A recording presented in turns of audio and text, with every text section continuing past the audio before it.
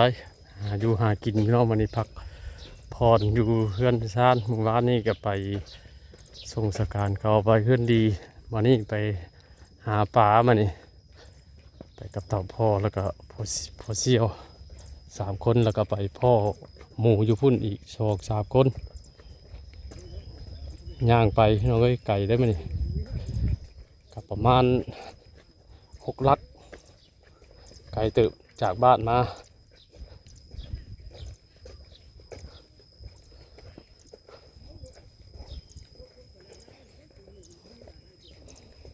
ลูกกากับช่องสีเหนียวเท่านี้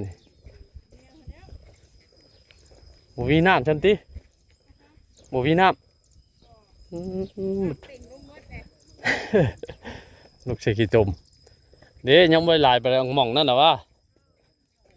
นี่พอดีเลยกล้าพระจันทร์ตัวเทิงน่ะเอาใส่เออวันนี้มันเหลือรู้ว่าใส่นะเออพอแล้วบาทเนี่ยปูคนดำนา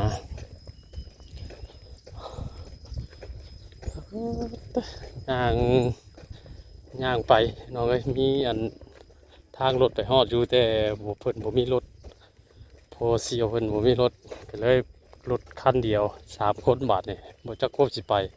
ก็เลยพากันตัดสินใจย่างเอาบาทนี่บ่ไกลดอกประมาณ5 ลักหรือว่า6 ลักนี่แหละติดที่แล้ว6 ลักเนาะ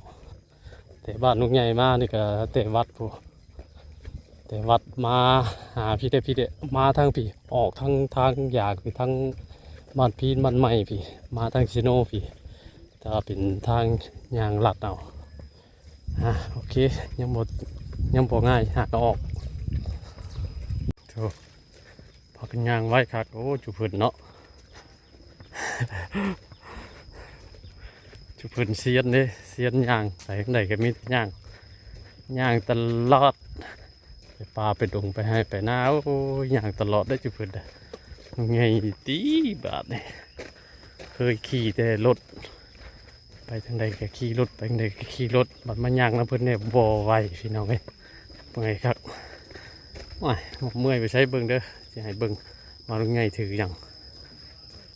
ตรงนี้นี่ถุ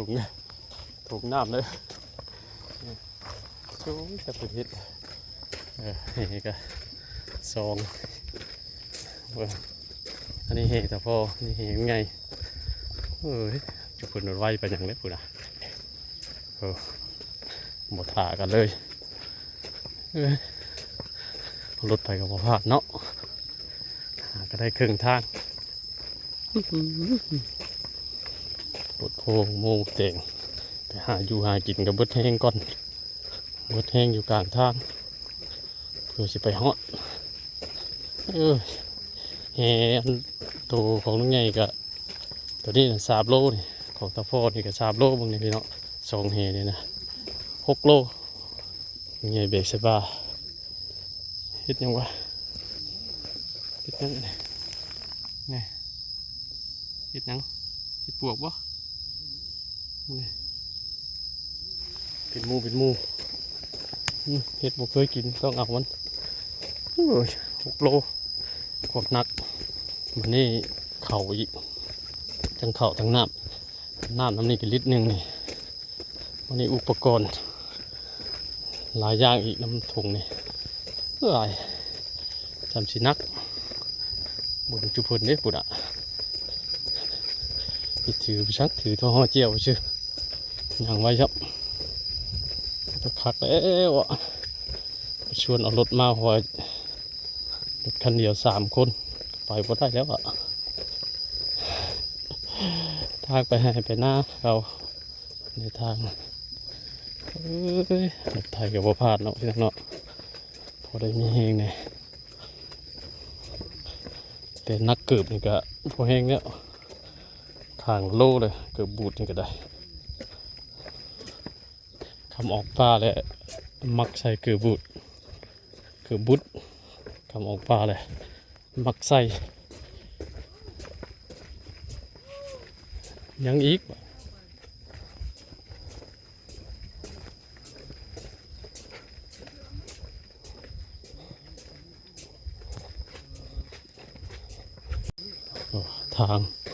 ลงห้วยหดห้วยได้ห้วยขะเมย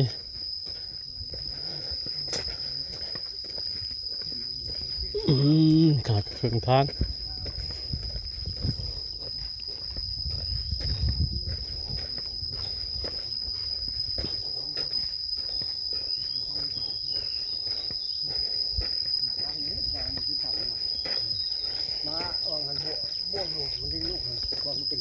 ยอดบ่มีโดนทำห่วยเลย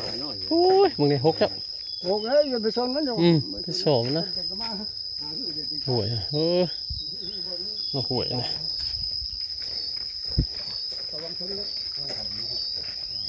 จะหาหมูเป็นเป็ดมันเลยหื้อแล้ว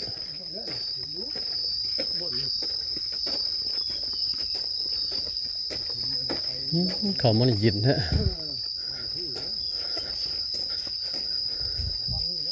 เขามันยิน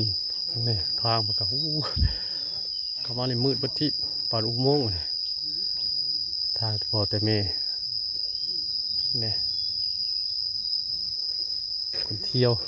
ผู้นาดินเทิงผู้เที่ยวไปเที่ยวมาน้ำเสาะน้ำทางวัวทางกล้วยตะกี้บัดนี้ไปทั่วหัวขึ้นหูไป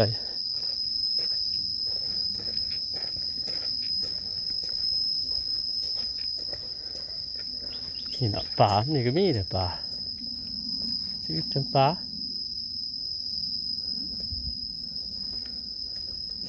ป่วยยิงว่าเอาของเถอะ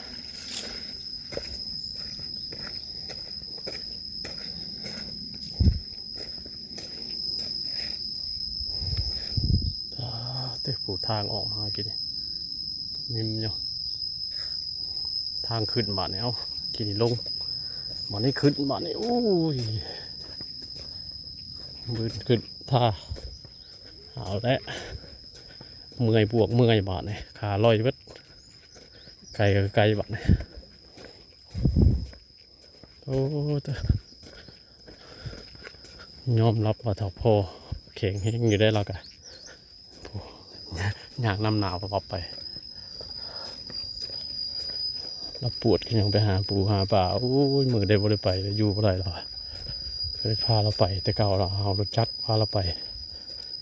มันนี่เราพาไปมาเนี่ยไปก่อนเลยเอาทางไหม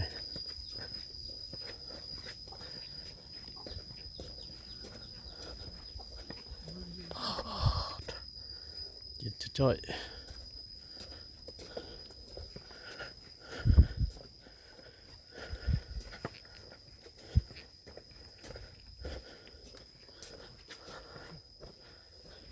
คำชีวะเมื่อยพี่น้องเลยเบิดคำชีวะเลยให้ภาพบรรยายอย่างเด้อเบิ่งภาพเอาธรรมชาติบรรยากาศพาไปเลาะทงเลาะท่าพวกนี้ตอดขึ้นเพื่อจะขึ้นมาได้โอ้ยาวโอ้คมโนนทางรถไถตะกี้เป็นทางเกียร์เนี่ยทางเกียร์เดี๋ยวนี้ทางรถไถหน้าเดินตามทางรถไถทางรถจักรโอ้ยได้ครึ่งทางพี่น้องเลยไม่เมื่อยเลยเราไปฮอดบ่ทันเพิ่นผู้ไหวไปว่าแล้วไปเสียงกระถิ่มในห้องพวกนี้เฮกสองดัง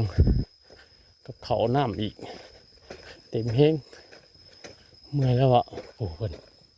ดองไปทำลายเหนียวเลยก็ครึ่งทางโอ้มะโคดุกกระดีพี่น้องเอ้ยปีนี้พวกนี้ปาโถท่านได้สุกโหดปีนี้ต้นต่ำหนึ่งต้นบอกไงโคจ้าวะปิดปุ่มเนาะไงโอ้โหดคำว่าข้อปีนี่มะข้อธรรมชาติมันเป็นว่าผลดีเลยมะข้อปีนี่สุดยอดเลยมะข้อปีนี่ท่านได้สุก อีกจังหน่อยจังหน่อยจังหน่อยจังสั่วจังหน่อยจะมาสั่วจังหน่อยมาสั่วมาข้อเด้อมาจากสมมาได้ตำกาบมันใช้น้ำพุ่นนะข้อเนี่ยมึงเนี่ยต้นนะเพราะว่าต้นใดพี่น้องเอ้ยดกคักนี่กินเมื่อปีโอ้สุดยอดเลยโอ้ทั้งนี้หลายต้นจับข้อเป็นปีนี่ใกล้สิฮอดแล้วบาทนี่เพิ่นว่าอยู่ตัวหน้านี่ใกล้สิฮอดแล้วแต่มาแต่นี่เสียงจักรจันทร์ยังห้องเสียงสนั่นอยู่พี่น้องเอ้ยโอ้แต่มาแต่นี่เป็นนาโคกทั้งนี้ยังบ่เห็นน้ำยังบ่ได้ถ่ายฮอดฮุดซั่นนะมีแต่เสียงจักรจันทร์เสียงสนั่นอยู่ก็ได้ครึ่งหนึ่งผุนมาสู้อาโมพอดีเลยเป็น3 คนมันเป็น4 คนรวมมันเป็น4โอ้ยเอาสั่งเด้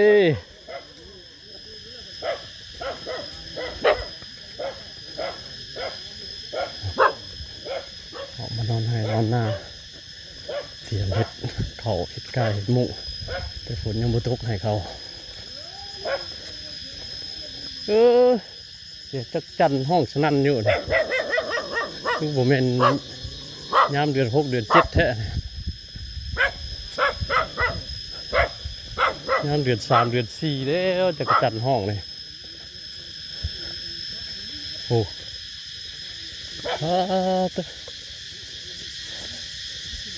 ป่าจักจันน่ะเนี่ย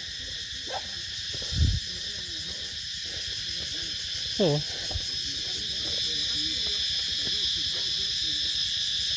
จันยังอีห้องเสียงสนั่นเนี่ยโอ้ย่างไก่ดีมันนี่คุ้มบ่เนาะ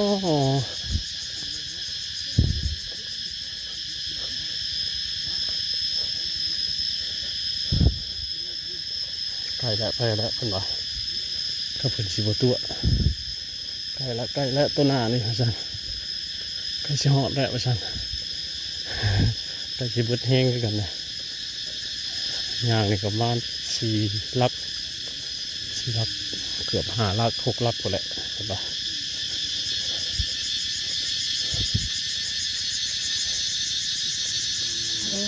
จันโอ้เห็ดโตยจับกระปั๊มอยู่เพื่อนยังเชิงกระเชยอยู่ได้เพื่อน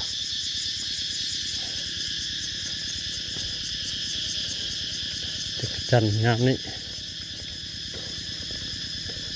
โอ้ใบมะกอกอ่อนมันมาจากซีเด็ดเอาละใบมะกอกอ่อนถ้าพอเด็ดเอาเลยยอดหนึ่งกินน้ำเพิ่นเพื่อน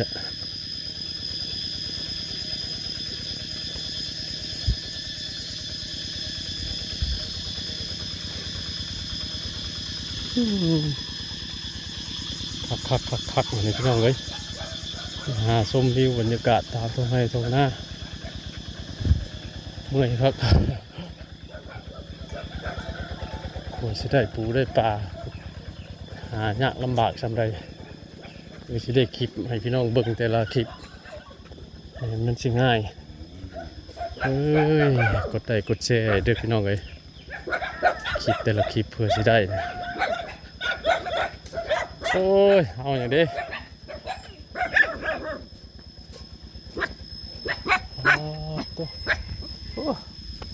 รุ่นนี้ยานะอย่าคิดแนวนั้นมาหาอยู่หากินโอ้ผลิตนาวานนาโคกเท่านี้กันใกล้ชิฮอดเดี๋ยวพี่น้องไว้เบิ่งก่อนโอ้ยนองกับบักไงนองก้วงครับนองก้วงกับเขามีมองกัดก็ได้ใช่ไหมโอ้พูดเดียวอันนี้ตะกี้ว่าอันหอมนะฮะปีđóป่าด่ะมันหาสิมันกว้างก็เนาะเอามองลัดให้เอาตามเจมันได้ กี้น้ำหน่อยจะเอามาแต่เพิ่นน้ำหน่อยกว่านี้รัดไปตกเลยตกกำลังมือ มันเพิ่มเนาะ ตกมือน้ำหลังมือเลย เอ้ยปวดโพ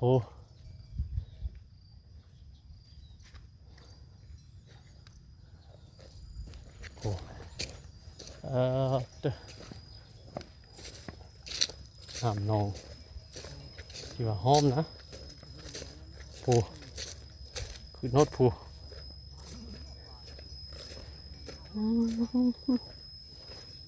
เบิ่งควบกวบของน้ำ4 คนสิมาลงน้ำมาเนี่ยปาเต้ลงน้ำตากแดดฉันพี่น้องไว้มาเนี่ยตาย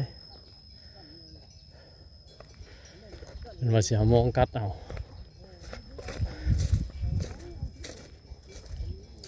เจ็ดเปียก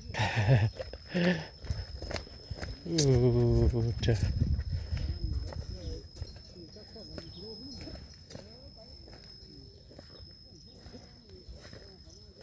สิมีดอกป่าแต่ว่ามันสิได้มันบ่เท่าไหร่กูกวางครับหนองมันกวาง